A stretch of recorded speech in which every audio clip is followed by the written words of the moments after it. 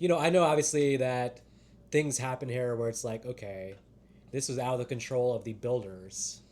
But if you're gonna have like a bar like that in the top of the sky like that, you got to make sure nothing can happen where that damn glass thing can give out underneath you. I'm not Well, saying it's a shoddy build and other weird things happen to make it that way, well, but man, if it didn't happen on this night, this is opening night or the bar opening, I'm thinking this was headed for disaster eventually well. with Here's the something. problem. Even the elevator guy mentioned they were done 5 months ahead of schedule. So if they had actually waited that full 5 months, tested it out, gotten the builders to actually overlook everything like they were supposed to. Yeah. This building most likely would have stayed good 20, 30 years before it needed much maintenance. Then you got the fact that, in my opinion, this I do feel like this is a design flaw. I understand the thing, being able to look down and see under you, but And that would, I'm guessing, freak the shit out of you. yes, it would. that I agree. If I'm dancing and I look down, I would probably No, get sick. that's big design flaw. I understand it's supposed to be like a really strong glass, but it's definitely not the best thing to have for a dance floor. If it was like in one of the other areas where all you're doing is really just walking on it, or do yourself one better. Don't have that as the floor. If you're standing on it, I don't want to be on that. I would even go to the next level of extreme.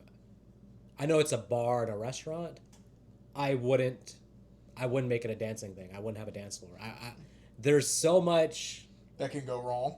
Yeah, it's like okay. The one thing you don't want to like if I'm a customer there, for example, I'm up there walking around like this all looks nice, but seeing a bunch of people dance on glass and you're that high up, I just feel like immediately it'd be like a huge like, oh, I'm not doing that. That Right. just sounds like that kind of bar setup is like perfect just to go walk around, have tables to sit down and eat. But I'm not thinking dance club in this. But also, Especially since it feels like only the rich can really go here.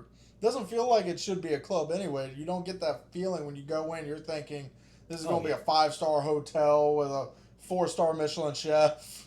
oh yeah, yeah. This is definitely not going to be like a casual crowd. Now, the other thing is with this setup, the other thing you have to take very, very seriously. The most important thing is capacity. Mm.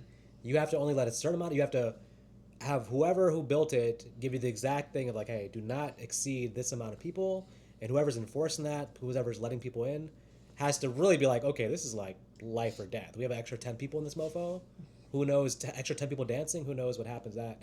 So, and I think it feels like the guy letting them in is being like serious about it, but I feel like it has to be like no chance that people can sneak in or just hang around. Like our main, like the woman who got the premonition. Technically, her and her boyfriend got in because he was promised something, sure, but he never actually had it. Yeah. So I if I'm running the place, I would literally be like, okay, they told me the capacity is 300. I would only let in 250. I would literally be like, okay, I'll sacrifice the 50 paying customers just to make sure we're never even 20 people sneak in. We're always below that 300. You want to know something? I got a feeling capacity 300. I got a feeling there was like 350 people in that mofo. Want to It know was 50 something? over. Want to know something? What? You refuse the 50 other paying customers, you're fired. All right. Good. And then the next day out of the newspaper, oh, building collapsed last night Right. because they went. I was the one controlling the capacity, being cautious. They're like, let in 50 more, and now the whole thing freaking collapsed to the glass. So I mean, I'm just saying, I would be with that setup. You have to be so hyper safety conscious because literally, if things go wrong, it's not a typical bar where just like you die, you just fall and die. That's it. So Yeah, but that's and whoever, by the way, whoever owned this bar, sued. no, I'm thinking criminal charges were probably brought against them or something. So. Well, yeah, because even funnier is they mentioned that even after she stopped the situation, that bar never opened up again. Yeah, absolutely not. So, which is even funnier because then it's like, okay, now you know safety issues. Now you need to go in and fix it instead of just like too much money. How any sort of incident there that hints at, hey, this was not properly built, properly like safe, whatever, anything like that, I feel like would discourage everybody in that town. I feel like you could rebuild that in a different part of the country where it's like a fresh thing and there's not that story behind it. But I don't think in that small town you can be like, oh yeah, something happened before and it's almost, but they fixed it, so now let's go back. Small town. Yeah. Did you not see? Quick pause.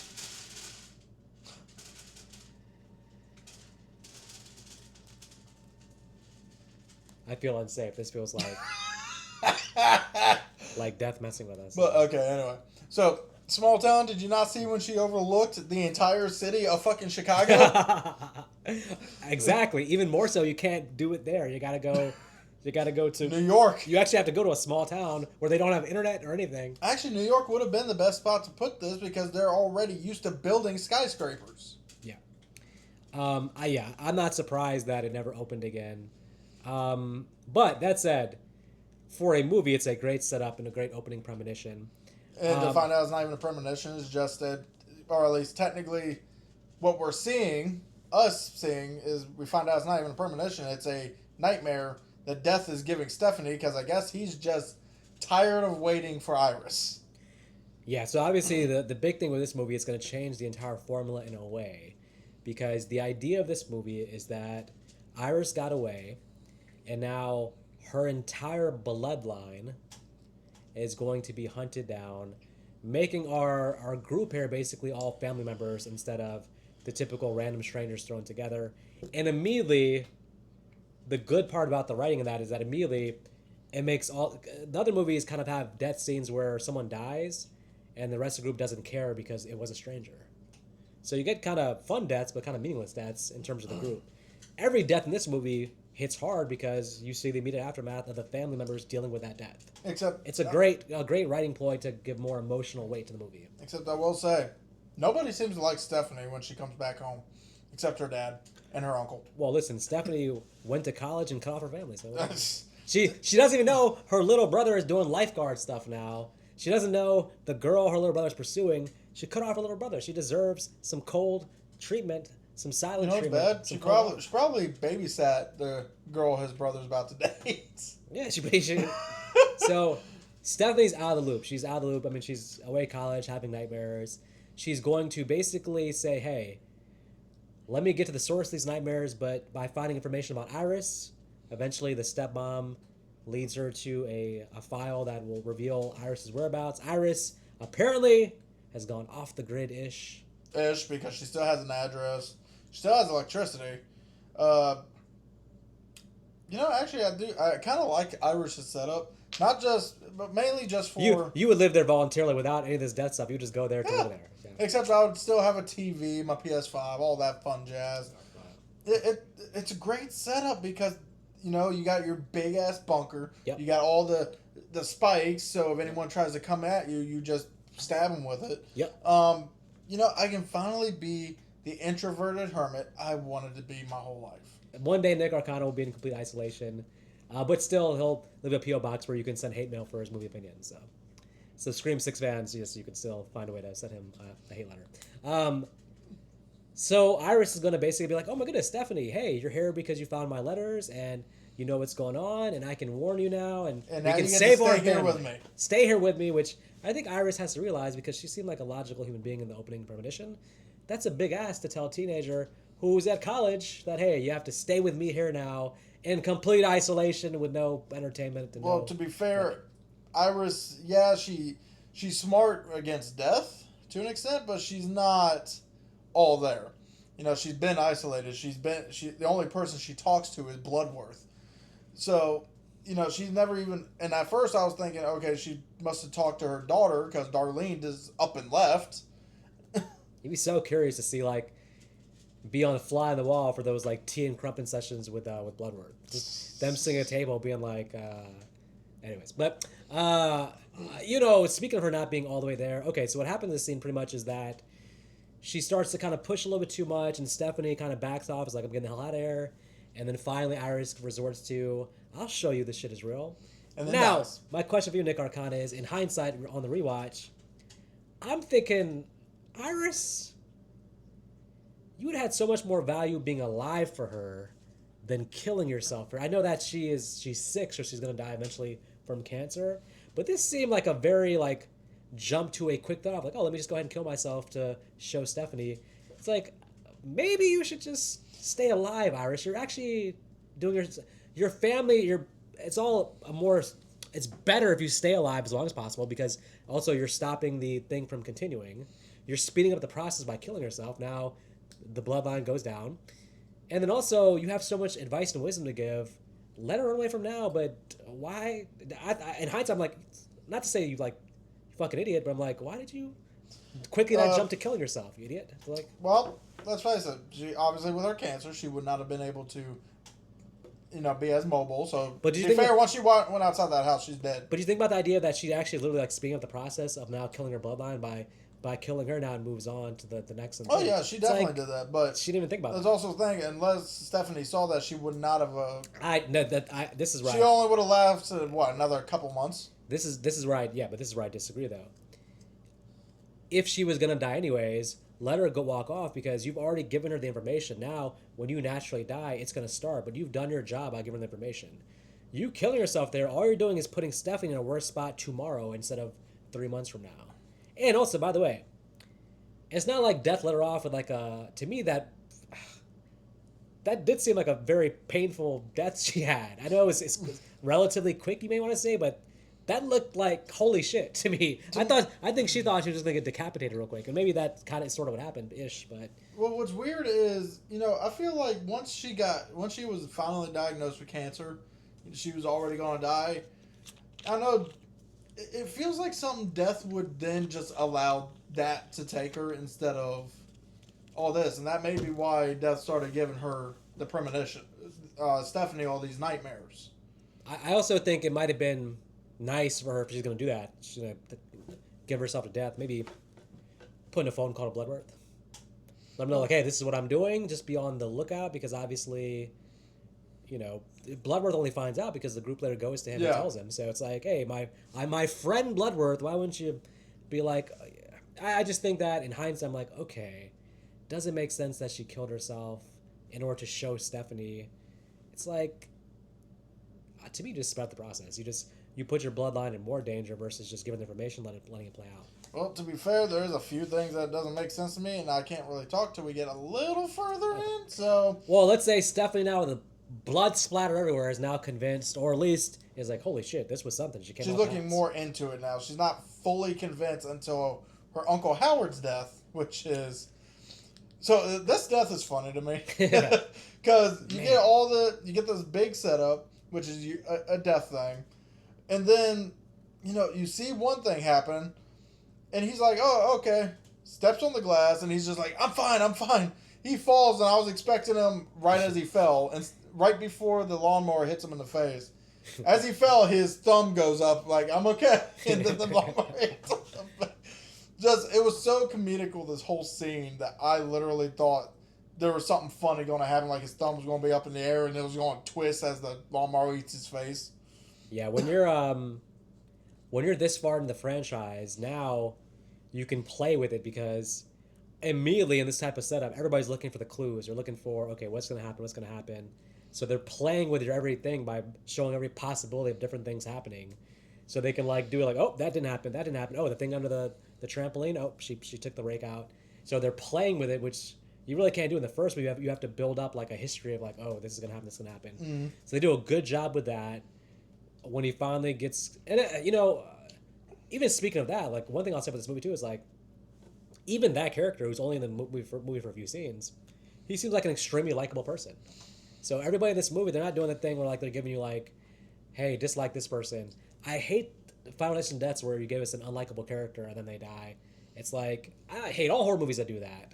You don't really, you can have maybe sometimes one human villain, it's fine, but for the most part, make most of your characters as likable as possible to add stakes, to make the audience care for them is always a winning formula versus making half your character. There's horror movies where 80% of the characters are unlikable. It's like, what are you doing? Why is that the formula? That's stupid. It's the formula because most people now, most movie makers and most people now want to see people they don't like die because they actually attach to the people they like and then they die. Then you get things like Scream 6 of, oh, Chad shouldn't have died. Even though he was stabbed like 69 times. Yeah, I'm glad he didn't die. It's like, then you get movies like that where we get all these fake deaths because people actually like the characters. Yeah, I hate that formula. I just think that if you create entirely like if everybody's likable in the cast, then you have some rope there. You can afford to lose some of them because you still have other likable characters. If you're doing a thing where it's like half the characters are unlikable, those deaths are fun because you're like, yeah, I didn't like them anyways, but there's no emotional weight to them. You're just like, oh, I'm kind of glad. So I'm giving a compliment here. Final Fantasy VI, like immediately, almost every character in the movie is like, Almost. Which one do you not like? ooh, Exactly. well, I would say, I mean, there's nothing wrong. They didn't go out of the way to make the one girl likable per se, Julia. but they didn't make her unlikable either. They No, she was just there. neutral. Yeah. Yeah, and that at least with Uncle Howard, you get that he's a nice guy, very fun-loving person. And then you get Julia, who's kind of bland. So I can definitely agree that she wasn't likable, not unlikable. She was just there to be a body. Yes. And that's one of the things I don't care for is when you're just there to be a body. Yeah. So I think that that's another thing too. It's like, yeah, you have to. Another thing with horror movies I'd say is don't give yourself so many characters that you don't have time to give them each some development. Keep the cast relatively small enough that each character gets enough time to develop. Again, the problem with the high body count is if you're killing off 30 people, like 20 of them are probably meaningless characters you didn't know. I feel like with Julia, she's okay. Like let's say she's the weak link, but she's still likable enough. Her death is more like Her death was also funny. you feel for more the family because they lost a family member than actually feeling for her. Now her death scene is like, yeah, But that's set up. Well, I guess we are skipping ahead a bit. Yeah, because there is one that has kind of struck a little bit of conversations here and there. I wouldn't say it's a controversial thing. It's just conversations, and that is Eric's fake death scene. Okay. And the question is death actually a part of this death, or is it all a series of unfortunate events that Eric put on himself? Okay. I'm going to say something and then also say I don't understand it. What's that? Because it doesn't make sense to me the rest of the series. The fact that death actually targeted him? I feel like... Because, okay, so we all agree death is sort of a character in these movies, right? Well, depends on the movie. There's some where it's just there. I want to believe death is a character, but I don't want to believe that death has, like, a lot of personality or a lot of, like, I'm going to fuck with this person, anything like that. That seems like, okay, whatever this entity of death is, he has a job he's doing, but he's not, like, saying, I'm going to fuck with this person, do this, do that. But I don't. That seems off to me that he would have, like, a personality. But from what I'm showing the movie, the best I can surmise, like, it doesn't make sense to me, death, the character, is sending a warning to this character, Eric, to stay away. Not to involve yourself, or this could happen to you. Now, as I knock over the mic. God damn it, man. All good. It happens.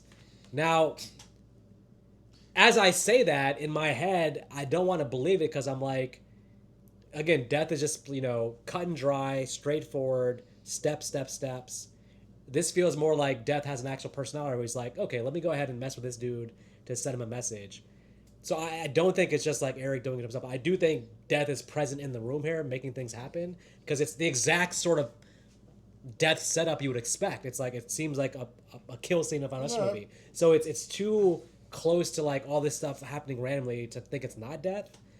But I don't like that death is doing this because it's kind of like it's too much personality. It's like he's like literally saying like, "Hey, don't involve yourself, Eric," and that feels like something like death is not like Freddy Krueger. He's not like supposed to be that personality. But I will give some instances because I did just rewatch it. I will give some instances of this scene being very coincidental, but also very Eric's fault.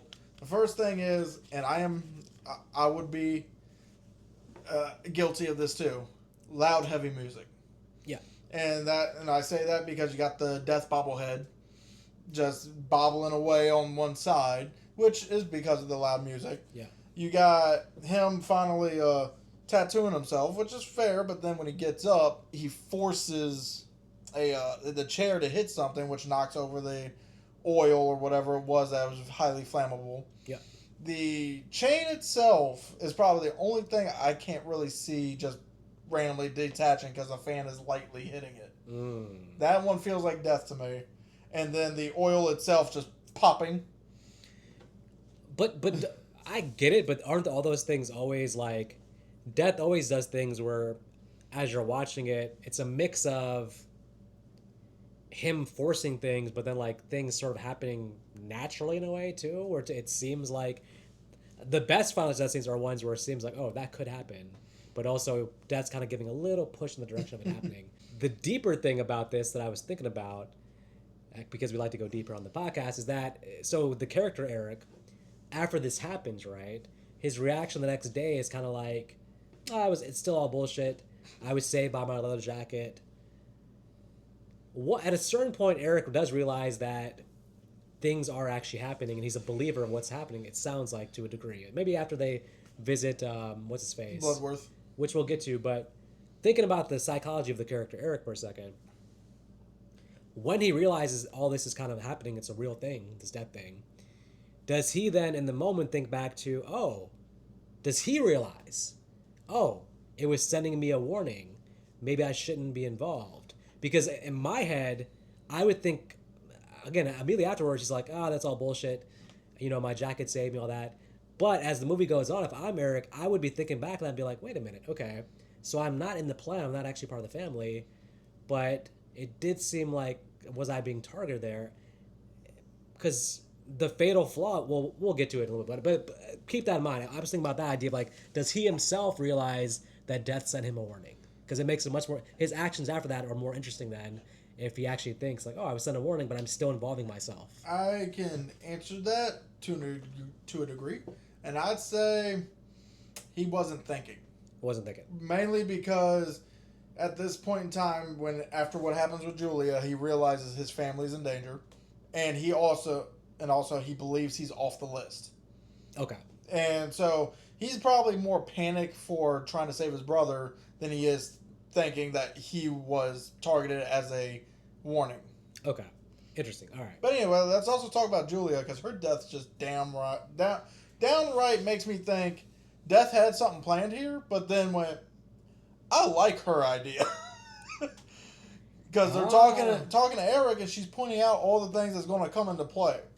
But the movie sets it up to where it feels more like she's pointing it out as this is what could happen, versus an actual clue that we get.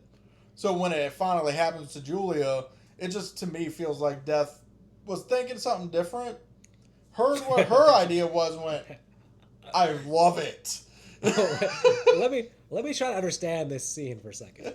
All right, so obviously the meat of the scene is basically like Eric feels invincible. He feels like, you know, nothing can happen to me. He's, you know, just showing them basically like, I'm not in danger. I'm fine. In the background, Julia going for, I guess, her typical morning jog. Yep. Just coming out and be like, hey, what's going on here? I got my headphones on, my jogging clothes. You guys are crazy. All right, I'm taking off jogging. I knew from the second that the camera kind of stays on her in the background. You kind of knew, like, to pay attention to that. But let me try to understand, because let's think about how much control Death has over the world, apparently, because let me understand this. She goes, okay, the trash truck is to our left on the curb. She's on the sidewalk. The kids are kicking the soccer ball in the driveway. Now, just before we say anything, just the chain of events, let me know if this is correct. At an exact moment, the kid kicks the soccer ball. It hits her into a thing that lifts her up into the truck. Yes. Okay. Now, so Death is controlling how hard the kid kicks the soccer ball, because they're kicking the ball lightly to each other, and this kid becomes Ronaldo Christie and kicks the shit out of that ball. Well, that ball hits her in the head with the impact of a rocket launcher. Well, don't forget, this is where I bring up the whole thing with what Stephanie said, because her whole scenario was the tree trimmer falls, scares the guy with the majiggy, the leaf blower. Yeah. Blows and then kind of goes down, probably blows into the kid's face, and that's when the kid kind of loses control and kicks as he probably falls down. Okay, but again, the control Death has. Death's able to take over the kid's body increase his leg muscle so it has the velocity to kick the ball to create that kind of impact. That because when you watch it, even if you slow it down and watch it, the ball hits her like a bullet. No, it didn't hit her like a ball. It hit her like a ball. This kid looked like he could go from the driveway to the World Olympics soccer player, right? So I will say what the hell, something. man? Eric, how much control does that have? Eric making a joke saying, "Oh, death by soccer ball. I got to be careful." Yes, actually, if a soccer ball hits you right, you dead. Yeah, those soccer balls are hard. Yeah, but if Ronaldo Christie is kicking the damn ball, like, okay. So, anyways, all right. From there, she's into the dumpster. Yep. Now, I thought she might be okay because typically this type of death seems like a very quick what the hell happened, but we get a full blown chase scene. The characters are going to chase the dump truck. Yep. Now, let's talk about. Now, you may know something about this or not. Don't have headphones on when you're driving a big ass truck. They usually have Bluetooth in them for a reason. Did it seem off that this dude has headphones on while listening to girly pop? And it's not that the job is like. I guess the job on the surface isn't considered a dangerous job. It's not, but there's things going on. I will say this: it can be a dangerous job, obviously, with the way this guy was driving. Yeah. Yeah, that's automatically dangerous, and my company, he would automatically be fired. Okay. Because because he's doing two things wrong here, 3 things wrong here. Headphones on. Yep. And they look like noise canceling headphones, which is why you didn't hear Eric slamming on the door. Yeah. And those big trucks, they rock so much that he probably didn't think about it. He just thought it was another little bump from the damn truck. The other thing is he's not looking at the road, and that's where the third thing's coming in. He's looking at his phone, deciding on which girl he's going to apparently take on a date with. This guy's going to be in jail for the rest of his life for involuntary manslaughter just because he's on his damn phone. The background of some of these final death movies are sometimes it's like whoa, I know death's involved, but that dude's getting charged. Yeah. But again, how much control does Death have? Because this has to line up perfectly for this Death to work. Death has to know this dude is going to be having headphones on and not be able to respond, because if he didn't have the headphones on and they're able to knock on it, then he comes to a calm, slow stop. He doesn't do the whole slam the brakes thing, and he would have been able to stop the thing from crushing her. Yeah, I mean, Julia had a chance here. If Julia also could have figured out a way to climb out of the thing in time, because she keeps the rocking back and forth, keeps her just like the shuffling back and forth versus her giving a focused effort to get out. I think she could have probably climbed out too. That said, it's a great death scene. Of course, CGI makes it look funny. CGI makes it look kind of like it's just. It looks goofy more than funny.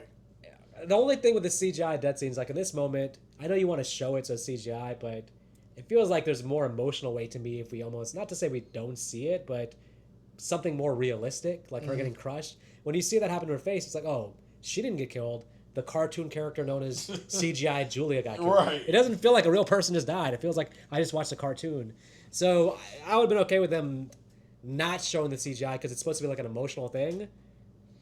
But you gotta have the CGI blood splatter and all that, so it's okay. Yeah, I mean, you could have still had like the CGI blood splatter. Say the camera, the camera just shows a shot of the thing getting to her face, then cuts to Stephanie's reaction as the blood splatter goes into her face. Right. Boom. You could have saved it all, because then you leave it all up to interpretation. Plus, you got the prosthetic arm. Yeah. That they could have used again to emphasize what exactly just happened. We don't need this CGI, and we get it for everything in this damn movie, which is annoying as hell. You kind of like it takes you out. If you're used to practical effects, you grew up back in the practical effects, you kind of want that perfect mix of practical, and you can. It's kind of like you just want CGI to be used, but not overused, I guess. Especially with death scenes. Yeah, it's used to enhance a scene, not to make the scene. Yeah. So around this time, we find out that Eric is not part of the bloodline, which is going to explain now why he wasn't killed in the parlor, which also still, when me and Vic were in the theater, just looked at each other and went, "Why did he even care about going after him?" So, with that in mind, now the next target is going to be Bobby. They figure out. So their idea is they find out the relationship between Iris and Bloodworth. So the idea is going to be we're going to go to the hospital to talk to Bloodworth, but with this happening, obviously, this doesn't have to be like a group trip, but Bobby says sort of like in the mold of like, hey, and this is like, I want to get your take on this too, because Bobby's like, because I can see different people having different perspectives. Bobby's like, hey, I don't want to be alone, so let me come with you. Now, I see both sides of that. I don't know. Bobby hasn't seen the Final Destination. That he hasn't seen the previous movies, so he doesn't know that putting yourself out in public is exposing yourself to so much stuff per se. Whereas at least in sitting in your room on your bed, you can control the variables a little bit more because you're at least familiar with the setting. You can control things a little bit. Whereas you're going to a hospital, it's like it just feels like you're setting yourself up for. I know why. For what? Ready? Because this is how Bobby's death would have happened if he had stayed home. Just be sitting there, him and Eric, probably playing like Magic the Gathering or Yu-Gi-Oh, maybe some Pokemon. And as they're sitting there playing their card game, all of a sudden the window bursts open and a random peanut just flies into Bobby's mouth. And when Eric grabs the EpiPen to shove it into Bobby's leg to save him, that's going to just randomly explode, and Eric's hand just explodes into thin air, and all the bone fragments would just be in Bobby's face, and he'd be dead. And this is all a Reese's peanut butter cup commercial. This is all an advertisement for. You saying that makes me think of something completely different, though. What's that? All right, there's a happy medium here in the middle. Bobby doesn't want to be alone. There's no reason for Eric to go. Right. Bobby and Eric stay behind. Well, that you heard me saying him and Eric are playing games, right? Yeah. Yeah. So it's just so happens a random peanut decides to fly in his mouth. No, I think that there's no reason for Bobby to go along. He doesn't want to be alone. There's no reason for Eric to go. This should have been Bobby and Eric staying behind at the house and the rest go. No matter what, Stephanie or whoever should have been like, we understand you don't want to be alone, but going to a hospital and you're next on the list, you're not making it out of the hospital, buddy. And now, if we get back to Eric now, again, Eric is actually not going until the very last second he tags along. Mm-hmm. And this is the thing I was saying, basically. At this point, Eric's not involved. He can chill at home, watch Netflix. Play Mortal Kombat. I know Eric cares about his family deeply, but I don't know what his actual value of coming along is to the family. Like, he's like, Bobby, I'm worried about you. I'm gonna come along so I can tell jokes to you while we're on the way. I don't see what the actual value is. He did bring up the fact that, the Darlene had just made peanut butter cookies in that camper. I understand that, and he pointed out, but then go back inside and do your own thing. I feel like the two things is, one of all, he hasn't put together that. Your brothers must love you, don't they? You're letting them go off. You have a way to potentially stop it. It's Eric gets him killed at the hospital, so he is their downfall. So let's not forget, I'm actually right. If he would have stayed, who knows what happens? But Bobby would still be dead. Bobby would have been better off without that stupid plan. But to be fair, that was a pretty good plan. No, it was not. They put themselves in an MRI machine. They should have been in the baby room, eating the peanut butter cups. That was a dumb plan, first of all. But before that, because there's no guarantee if Bobby did die, there's no guarantee.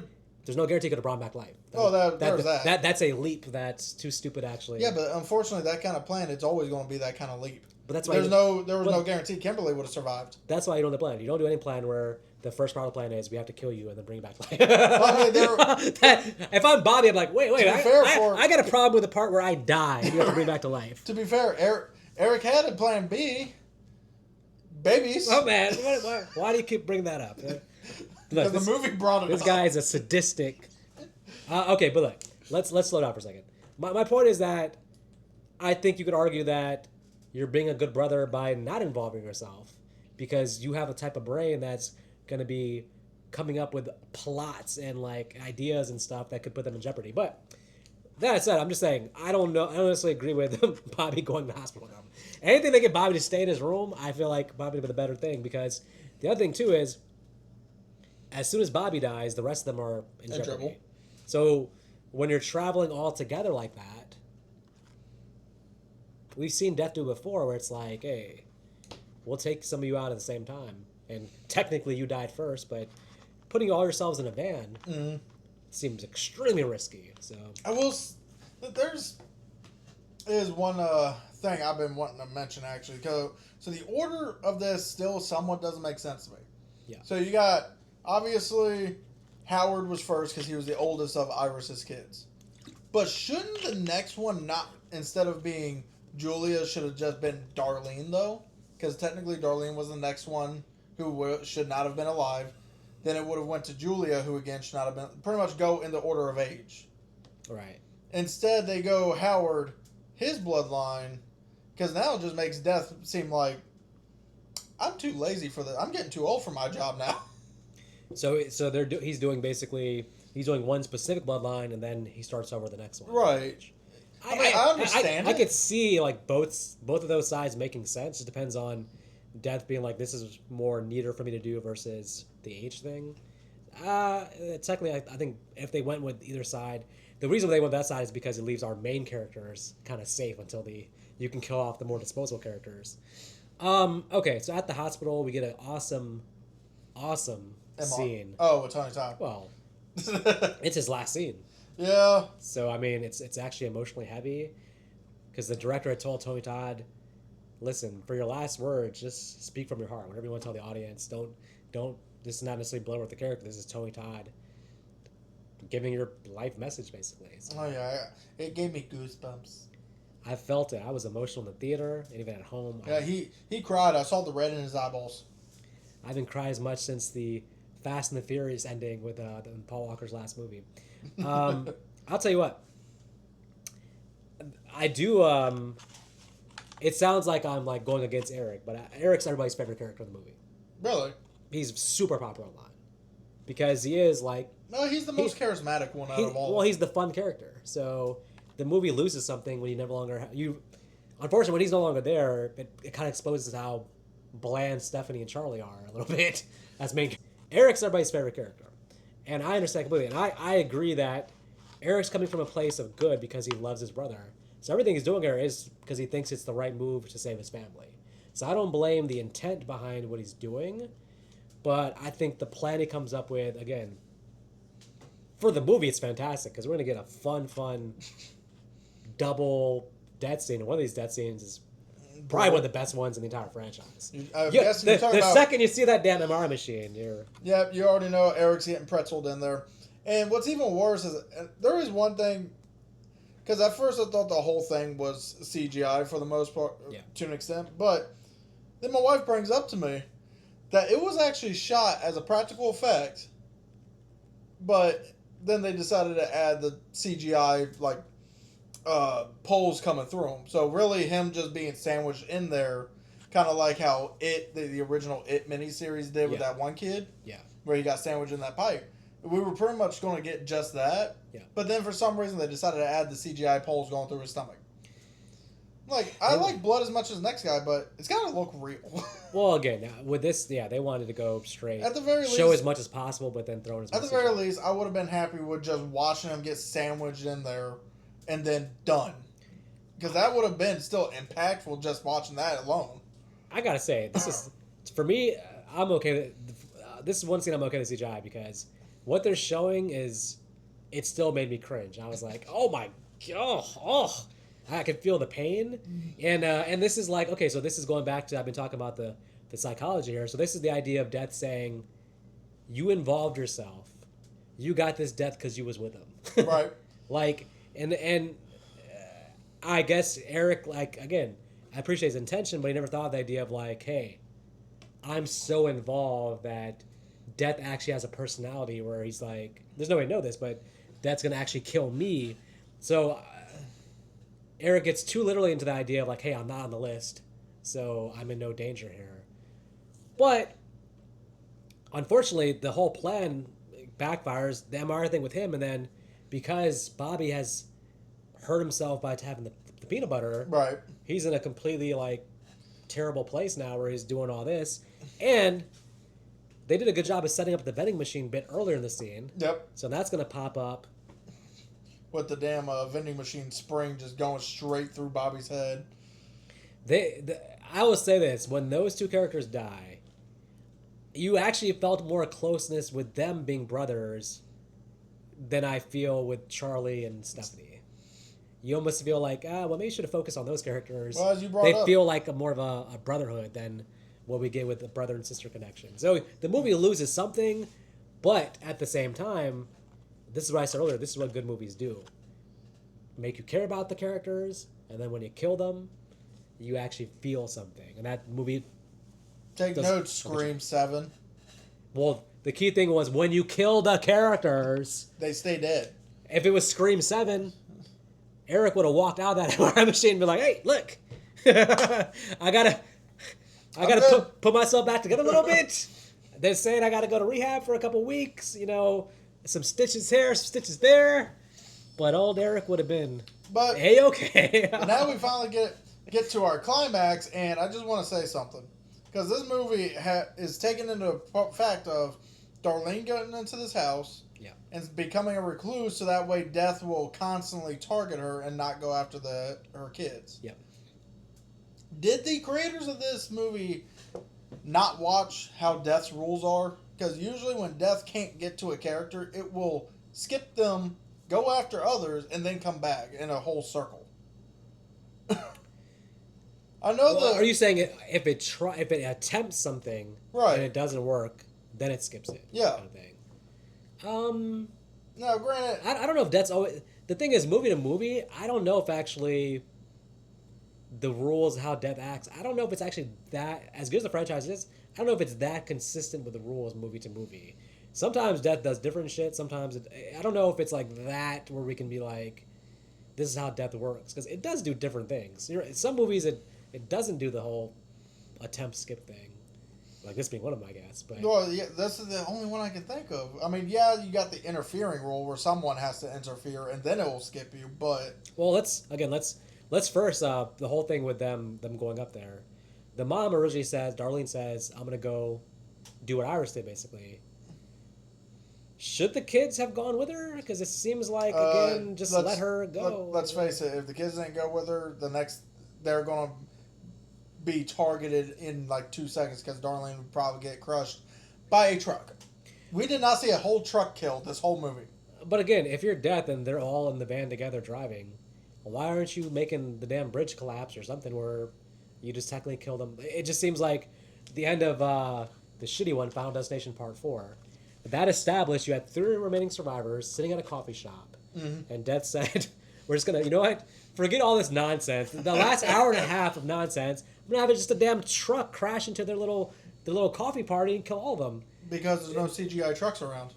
Now, if we're eliminating that from canon, you still got the end of Final Destination Part 3. The 3 characters on a train in one location. Death saying, you know what?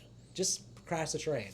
So Death has a history of being like, hey, all of you in the same spot, I'm taking you all out as a... So, yeah. To be fair, people still think Wendy's alive. She is alive, damn She it. is not. She's alive in my heart. Even Bloodward did not mention her still being alive. He only mentioned Kimberly.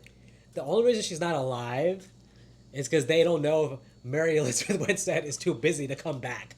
If she's down to... All she has to do is ask. She's a very successful actress. That's fine. She doesn't need Final Destination. If they ask and she says no, okay, we won't ask you again. You're dead. I don't think that, them asking. I think if she came out and everybody was like, oh, I'd love to come back, they'd figure out a way to bring her back. Don't worry. I thought she has said she would gladly come back. Show me where she said that. I thought she did, but could be thinking of a different one. I know there's a lot of actors who say that. But, no, this whole climax, though, Darlene's one job with Charlie trying to save Stephanie is to stay alive. She doesn't even get past the first sentence. I think one of the better character things in the movie... here's why I was disappointed. Again, more so... I don't feel the strong connection between Charlie and Stephanie the way I guess the movie wants you to. Mm-hmm. But I felt a strong thing about the mother trying to reconnect with the kids. So to me, at the end, that felt like more the core thing was the mom trying to reconnect with the kids. And I was disappointed the mom went out like that. Yeah. I understood at that point in her mind. She was like, I'm sacrificing myself for the kids and all that. I would have been fine with that if the movie actually gave her a fighting chance. It felt like she deserved better. Her death happened so quick. Well, yeah, she wasn't even done saying, you go save Stephanie, I'll stay alive as long as It was so quick, and I read online. A lot of people were just like, "That was too quick," and that was like for that character of her importance, that was too quick, and it's almost like based on the story to me is based on them reconnecting. So it's like if you're gonna have Charlie and Stephanie kind of survive the situation, obviously the ending is a different thing. Right. I would rather have all three of them survive at the house situation. Mm-hmm. So that's the only thing I didn't. So At least it felt like they actually properly got an ending with the family together ish. So me, no, I'm fine with Darlene dying. I just want her to have a fighting chance. Actually, do what she can to survive. Because right now Stephanie is drowning. So technically Death cannot let Stephanie die first as long as Darlene's alive.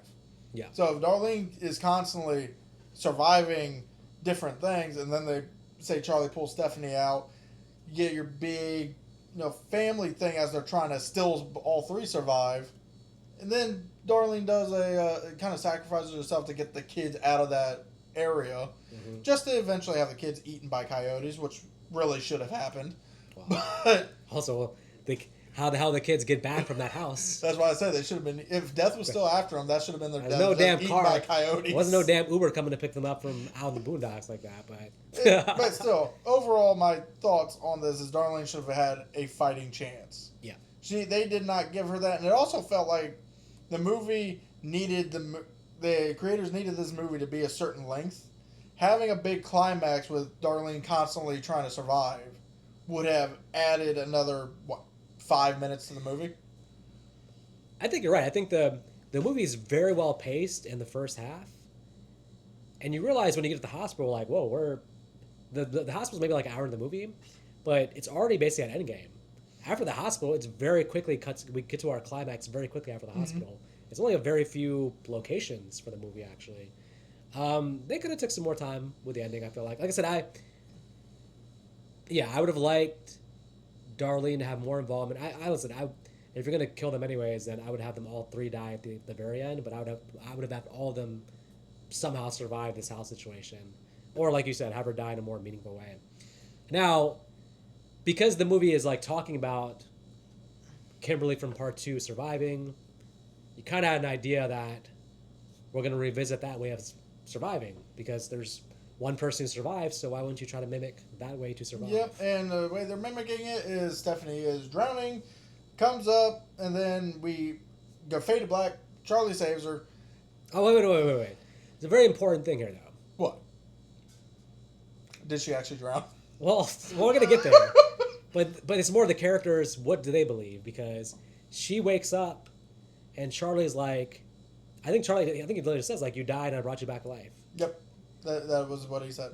But Charlie, to my knowledge, I know he has that lifeguard training, but you would think that this means he's like somewhat qualified to give some type of professional opinion on this topic. But I don't think in this moment that we should be taking Charlie's words as some type of medical factual opinion. The thing is, he would know as someone who's a lifeguard. Obviously, he would have to be first responder trained. So he would know to check the pulse. Obviously, no pulse, you could be classified as dead. Check the heartbeat, no heartbeat, classified as dead. But the thing is about drowning is, as long as you're not dead for too long, you can come back just fine if somebody does everything correctly. So my problem is that everything we know about Stephanie's character, again, smart character, willing to research to figure out everything, I just feel like in the aftermath of this, Stephanie herself would have really been thinking about this to figure out, like, are we okay now? Or are we good? Because we just cut to, like, what, months later? It felt most like, yeah. It's prom. It has to be months later because the cut on his finger from when he was trying to get Stephanie out, that's gone. All her bruises and cuts are gone. So it has to be a few Let's months say later. maybe 2, 3, 4 months. Enough time for Death to circle back around, even though he never attempted a kill on Charlie. So we're getting a relatively, it seems like, on the surface, a happy ending. All of Charlie's going to go to the prom. Stephanie and Charlie have a rejuvenated brother-sister relationship. Yep. She's a part of his life. Yep. Everything's all good. Cut to credits. We're done. Movie's over. We're done. Now, here's the thing. So, there's a doctor friend in the neighborhood, and apparently he was the date's father. So he's gonna say something along the lines of, well, Charlie's gonna say something along the lines of like they're gonna talk about how they brought her back to life, and he's basically saying like, well, you know, you didn't because her heart never stopped. I'm like, I feel like Charlie would have checked that. So this is my point. Like, you know, obviously now him saying that triggers Stephanie to think about, oh, wait a minute. But I just feel like Stephanie in the entire aftermath would have already researched this point. Why is she surprised when the doctor says that? Like, this is like, oh my God. So wait a minute. We're still on the list. I just feel like Stephanie would have like already, and it's also funny that Death then goes after them when they know they're on the list again. It's almost like, well, that's, I guess, the personality bit there. It's no, but there's a precedent for that because after the events of part 1, Death waits all the way until they go to Paris, which is again is months later. Mm-hmm. I assume that was him circling back around. But he still there's a long time period between, so he waits for some reason. In Final Destination 3, when they go on the train, that's about a year, isn't it? It's time later for sure on the train. Final Destination Part 5, again they're on a plane going to Paris. Who knows how long the coffee truck thing is at the end of Part 4? That felt like 2 weeks. But there's a precedent of like Death being like, okay, some climactic thing happens and Death says, let me really mess with them by letting them get back to their normal life. And then, because in Paris it's the same thing where he realizes something, like, he waits till they realize it, and then he's like, oh, no, now I'm going to kill you. Same thing with the train. Like, it's a weird thing. But okay, I guess the elephant in the room now is like the ending that nobody asked for. Fans feel conflicted about online. I don't know. Fans, I think a lot of fans are conflicted. Now here, it's mostly because, again, you follow this, you go through these kind of bland climax, let's face it, and then you get a big, sunny, happy-go-lucky ending just to be crashed down by another truck of logs. Well, there's a lot of things there. There's one thing is the franchise obviously is known for, outside of Kimberly in Part 2, the MO is that nobody makes it out except Kimberly and Burke and Wendy. Definitely Wendy. But beyond that, outside of those 3 characters making it out, I just have to say that is it sustainable to every single movie invite the audience in and be like, hey, invest in these characters and they're all going to die? At a certain point, not to say that you got to go Scream 6 where half your cast survives, but is it okay, Final Destination franchise, to give somebody a happy ending? I personally feel like they should have cut the movie right before all that BS happens. In fact, you could have actually left it off with a slight cliffhanger with cut the movie as the guy said, well, if your heart was still beating, you were still alive. Yes. And then cut the movie right there when she gets the realization. I think if you want to make them the opening kill of the next movie, even that, but I feel like there's legs here to extend their story. Mm-hmm. You're wasting a chance to extend their story by you could leave that at a cliffhanger, or even show the beginning of the crash happening. But I guess, yeah, what felt off was seeing like the logs crush their bodies in CGI. That seemed off for... Well, here's another thing. There's a slight bit of discussion, and I think it's stupid, but there's a lot of people out there who actually believes the dad died in that incident because the trains just went through so many houses to get to our characters. What if this was setting up the next one where somebody had a premonition about the train coming at them to take those 2 out and then saved everybody from that neighborhood? Well, there's a precedent of that because, again, the end of Final Destination 5, those 2 characters are on the plane. I guess it's designed to take them out, but then you start the whole events of Final Destination Part 1 by them being on the plane and Devon Sawa getting the premonition. So you could pick up from with the train thing in the next one. I mean, that train went through the entire neighborhood. Some people had to die there. You can't tell me there was no more damage than just take... Sometimes Death does a thing where it's like, you know what? I'm willing to take out an entire train to get these 3 people, or an entire plane for these 2 people, or an entire mall to get this person. Sometimes Death is petty and be like, Yeah, 1,000 people gotta die just because you messed up my plans. See, the only reason I don't So- feel like that is because if the people, like, say, on Flight 180, if they were not already on Death's list, why would Death go after him when he just wanted those two? Well, the problem with okay, so there's a lot of stuff there with Flight 180, for example. We can say chicken and egg thing. Okay, was Flight 180 doomed because the two characters from the previous situation were going to be on that plane, so Dead said let's get them, or was Flight 180 already a target, and then Death was like, oh good, these two characters are going to be on this plane also, so I can kill two birds with one stone. Well, we already mentioned he can barely make one kid's leg the size of a bowling ball to kick a soccer ball into somebody's face.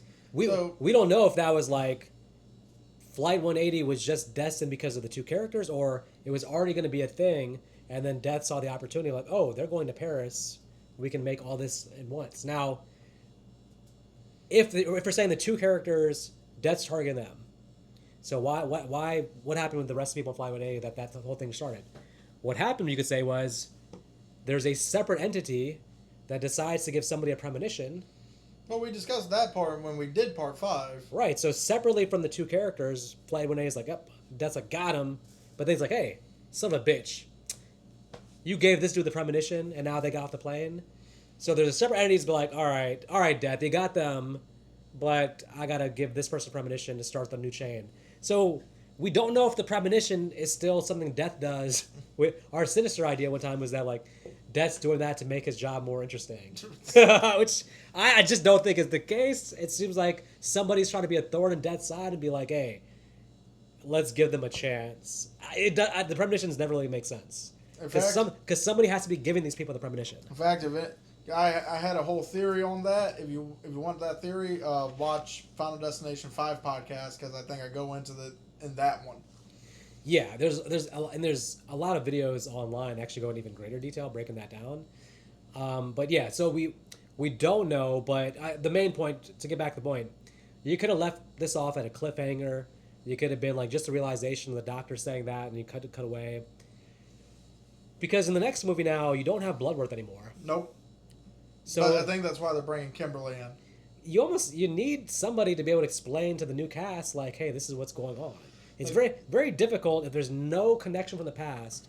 You know, Final Destination Part 3 did it, and you can do it, but it was like the characters just reading the newspaper articles and putting it together based on that. Mm-hmm. But it's helpful if you can... Part 4 did that too, and... Well, it's helpful if you can go visit a Bloodworth, if you can have a Kimberly or somebody. So, now, the dad could be a factor in the next movie if he's alive. The dad being somebody who was skeptical about the whole thing, him seeing his kids die because of this, I think the dad probably is on board with, oh, this was really a thing to take out my family. He can't be skeptical after that. Come on. So what you're saying is the next movie is actually going to be the dad becoming a death hunter. Yeah, absolutely. Sweet. We're going to see Death versus somebody, actually. It's going to be fun. Anyways, outside of me feeling like the ending was a little bit of a letdown because of that, everything else in the movie I'm perfectly happy with. I do think that focusing on a family instead of a random group adds emotional weight, adds stakes. The characters actually care. Beyond the audience caring about the characters dying, the characters care about the other characters dying, and sometimes horror movies miss that. Sometimes someone dies, and you don't get the aftermath of them actually given time to actually react on screen to the death of their friend or the family member. Basically, all I'm saying is you should let me make all the horror movies, because obviously I could probably just based on all the psychology. No, sorry. I'll cut that. But it's Bunny Man. Bunny Man had emotional weight. It was only 10 minutes long though. But so beyond that, but overall though, for me, this falls somewhere, and it's not my favorite in the franchise, but I think it's bordering in my top 3 of the franchise. I do like the first one better, and I think I probably like Part 5 better. But didn't we already do a whole ranking video on this? Oh, yeah, but that ranking was before the rewatch of this. That's fair. This one, it's hard to do a ranking right after you've seen this one time, because it's going to take multiple watches in time for it to sink in where you place it. But my immediate reaction is it's in the top three, but I don't know where in the top three. I'm always gonna rank the first one the best. I don't know why, but that's just like for me. I just think the first one is the best, but Because you like being in the bandwagon and saying the first one's always the best. it's actually not true. I think the original Friday 13th is bottom tier in the Friday 13th. Careful, don't say that. Remember, how old are you? I, I'm making the argument all the time that the original should be given respect, but it doesn't have to be the best. In fact, I recently did a video where I came out and said, "Damn it, Children of the Corn Part 2 is better than the original Children of the Corn." Did you? Are you talking about the one we did, or are you talking about? No, well, I don't know if it's going to come out by this time, but it was a underrated sequels video. Okay. And it was like the idea that Part 2 of Children of the Corn is actually more fun than the first one of these. Did you rewatch it to be able to say that, or are you still going off of the first watch? No, I'm going for the first watch. Anyways, any final thoughts for you? Final thoughts is pretty much the same thing as what Vic said. The ending is bland for me, and this is probably showing my age. For me, the main downside besides that ending is the CGI. The first three movies actually had really good practical effects with CGI thrown in to enhance the scenes. CGI is only supposed to enhance, not make the scene. Unfortunately, they did that with this movie of making the CGI the main star of the movie, and it just looked like shit to me. Overall, I like the movie. I like the characters. I did like the elaboracy of certain death scenes. Yeah. And Julia's death is just downright hilarious to me. Same with the Uncle Howard's death. But overall, the CGI kills it for me, and the ending is, yeah, I agree with Vic. They should have just cut it off without showing the actual deaths of Steph and Charlie. Overall, good movie. Let us know in the comments your thoughts on the new Final Destination. Hit the thumbs up, the like button, subscribe if you haven't. And then And always remember, if you're going to drink Mountain Dew and you decide you're going to pour it out because of the way somebody's hair is, you're going to watch Nightmare on Elm Street 2010 until the day you die. Oh my goodness. And there's no fate worse than that. Until next time, you guys take care. Peace.